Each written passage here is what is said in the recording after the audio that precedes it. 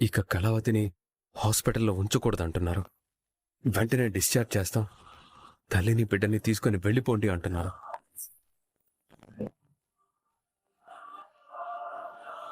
అదేంట్రా, ఇంకో 2 రోజులు హాస్పిటల్లోనే ఉండాలి కదా? 2 రోజులు కాదు నానమ్మ, కళావతి ప్రవర్తనకి 2 గంటలు కూడా ఎవ్వరూ హాస్పిటల్లో ఉంచుకోరు. కావ్య పరిస్థితి ఏమో అలా ఉంది, డాక్టర్ ఏమో ఇలా మాట్లాడుతోంది. ఇప్పుడెల్లారా? మరో ఆలోచన లేదు, ఇక్కడుంచే అవకాశం లేదు. వెంటనే కళావతిని తీసుకుని వెళ్ళిపోవాల్సిందే. వెళ్ళిపోతాంరా, అది కాదు సమస్య. ఇందుకు కావ్య ఒప్పుకుంటుందా అని.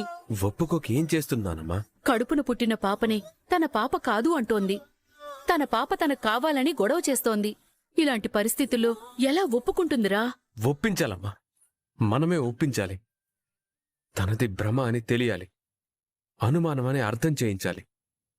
బావా, ఒక్కసారి ఆలోచించి. అప్పు, మీ అక్క పరిస్థితి మనం కల్పించలేదు, ఆలోచించడాలు లేవు, వెళ్ళిపోవడమే.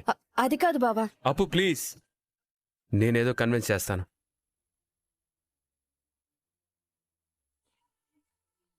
అపర్ణ రావే. మేడం, మీ పాపని తీసుకోండి. ఈ పాప నా పాప కాదు సిస్టర్. మేడం ప్లీజ్, మీరిప్పుడు డిశ్చార్జ్ అవుతున్నారు. పాపని మీకు అందివ్వటం మా బాధ్యత. ఈ పాప నా పాప కాదు అని చెప్తున్నాను కదా, ఒక్కసారి చెప్తే మీకు అర్థం కాదా? సిస్టర్, నాకివ్వండి, మీరు వెళ్ళ.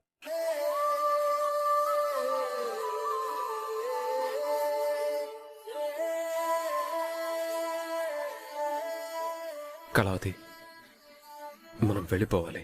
ఎక్కడికి? మన ఇంటికి. అవునా, వెళ్దాం.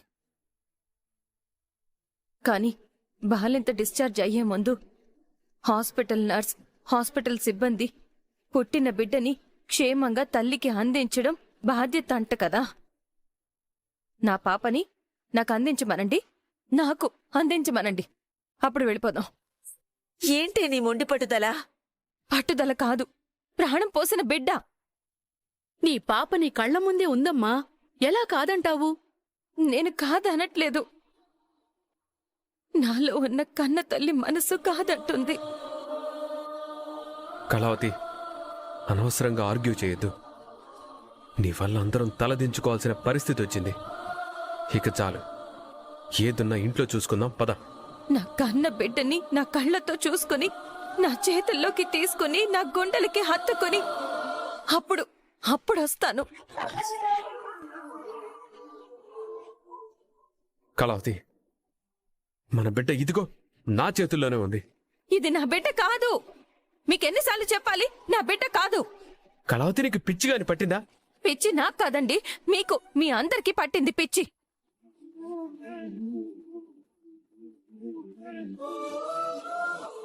నా కూతుర్ని నాకు అప్పగించాక అప్పుడు నేను ఇంటికొస్తాను. అప్పటి వరకు నేను ఇంటికి రాను, రాను.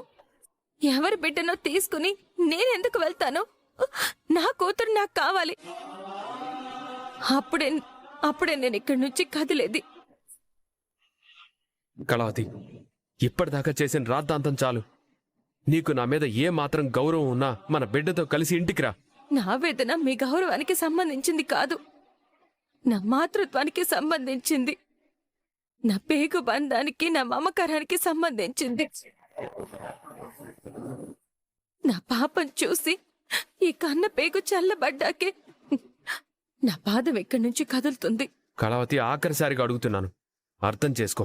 నా పాపని మార్చేశారండి. ఈ తల్లి బాధని మీరు అర్థం చేసుకోండి.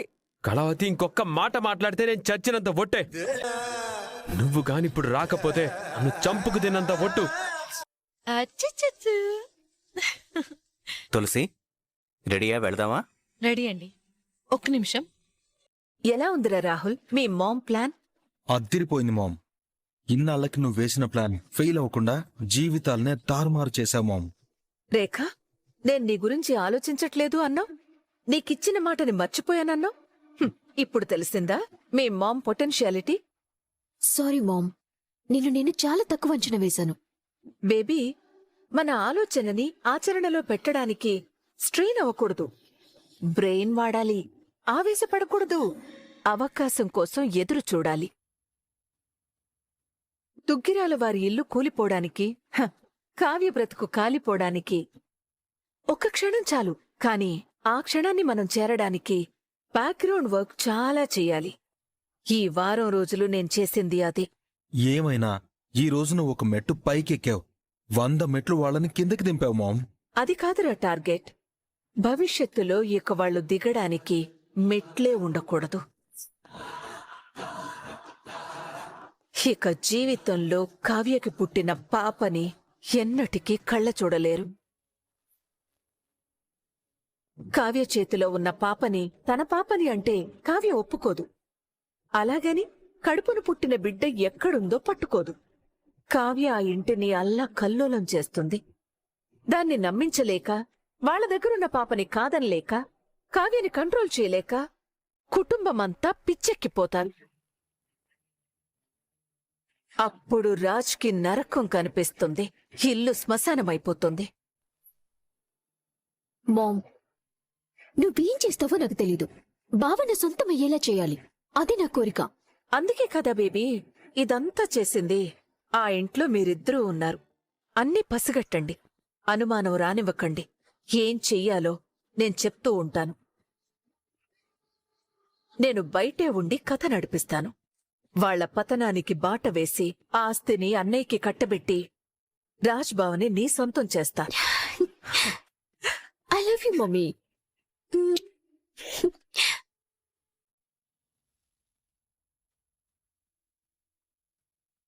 Kalavathi, I'm sorry. దేనికి? హాస్పిటల్లో నేను కాస్త కంట్రోల్ తప్పి నీ మీద కోప్పడ్డాను. అందుకు నన్ను క్షమించు కళావతి. మీరు నా మీద కోప్పడినందుకు నాకు బాధ లేదు.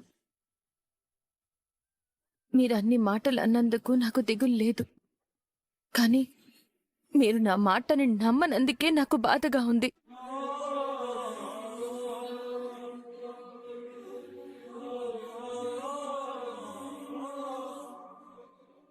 ఈ బిడ్డ నా బిడ్డ కాదు అని చెప్తున్నా మీకెందుకు వినిపించట్లేదో నాకు అర్థం కావట్లేదు. కావ్య, ఏమైంది నీకు? ఎందుకలా భ్రమపడుతున్నావు? ఈ బిడ్డ నీ బిడ్డ కాదు అన్న ఆలోచన నీకెందుకొస్తోంది? నిజం అదే కాబట్టి అత్తయ్య.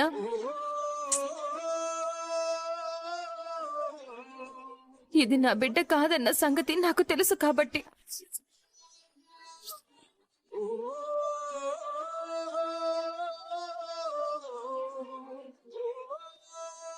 కావ్య, ప్రసవం అంటే ఆడదానికి మరో జన్మలాంటిది. ఈ సమయంలో మనసు రకరకాలుగా ఉంటుంది. కొందరికి కోపం వస్తుంది, ఇంకొందరికి బాధగా ఉంటుంది, మరికొందరికి పట్టరాని సంతోషంగా ఉంటుంది. ఇది ఇంకో రకం. నీ పరిస్థితిని మేం అర్థం చేసుకోగలం తల్లి. కాని ఈ విషయం గురించి ఇంక ఆలోచించుకు. 2 రోజులు పోతే అంతా కుదుట పడుతుంది. మీ అందరి మనసు కుదుట పడుతుందేమో, అందరి మనసు పొంగిపోతుందేమో. కాని